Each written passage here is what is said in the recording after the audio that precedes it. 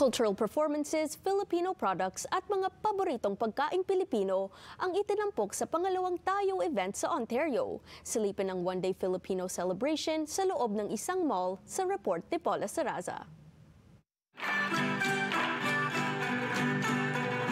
Pagbida sa kulturang Pilipino sa loob ng kilalang mall na ito sa Thornhill, Ontario. Ilan lamang yan sa mga nasaksihan ngayong Sabado sa Tayo event sa Promenade Mall. Binuksan ang entablado para sa mga naisumubok ng tinikling. Little faster. There we go.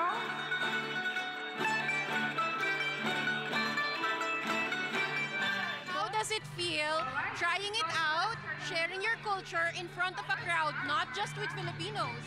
Not just with Filipinos? Yeah, that's the thing. I mean, that's very fun. Tugtugang napaindak din kahit ang mga manonood. Ayon sa mga organizers, mismong mga executives ng mall ang nag-imbita sa kanila para iraos ang pangalawang Tayo event. Mas maliit mang pagdiriwang kaysa sa debut ng kanilang selebrasyon sa North York noong Hunyo.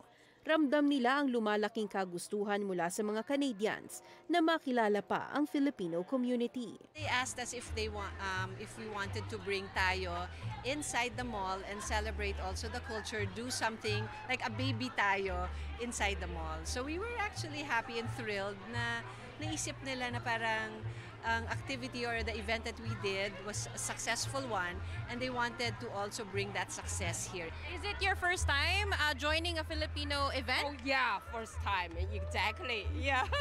Halos 20 vendors ang nakapagtampok ng kanilang mga produkto sa pangalawang Tayo event. Mga kasuotang tatak Pinoy. A lot of people are asking what is a tita? A lot of people are asking what is Hello Mamster? And it's always amazing to be able to tell people what these mean and why we do this and how come we made these into products. And so just creating a discussion with a wider community, it's something that, again, what Tayo is doing and what we've really strived to do is to create more of a inclusive Canada. Hanggang sa mga Pinoy snacks na mas pina-healthy. My business is less is more patisserie, and we specialize in baked goods that are made with stevia instead of sugar. So they're a little bit on the healthier side. So to be able to accommodate like the other people who are not able to enjoy a lot of sugar, I make buko tarts, ube bars, a lot of Filipino desserts actually, but I also make crinkles, a lot of different flavors of crinkles. Iba't ibang pakulo para makuha ang atensyon ng mga mamimili. Tulad na lamang ng mini sari-sari store na ito na lumpiang Shanghai ang binibenta, kasama ang mga di pangkaraniwang street food sauce. The concept is we want you to feel like you're in the Philippines when we come to your event. We're actually going to launch more sauces. These are the classics. So we have the spicy vinegar with cucumber and onion, sweet chili. And we've now introduced jerk chicken, butter chicken, red Thai, and soon we're gonna have caldereta, adobo, tinola, yes, and more to come.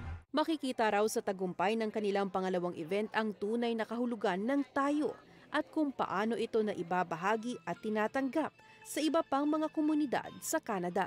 Filipinos love being connected. We're very social people. We like gatherings. And sometimes we gather always tayo lang, ganyan. Kaya tayo, diba?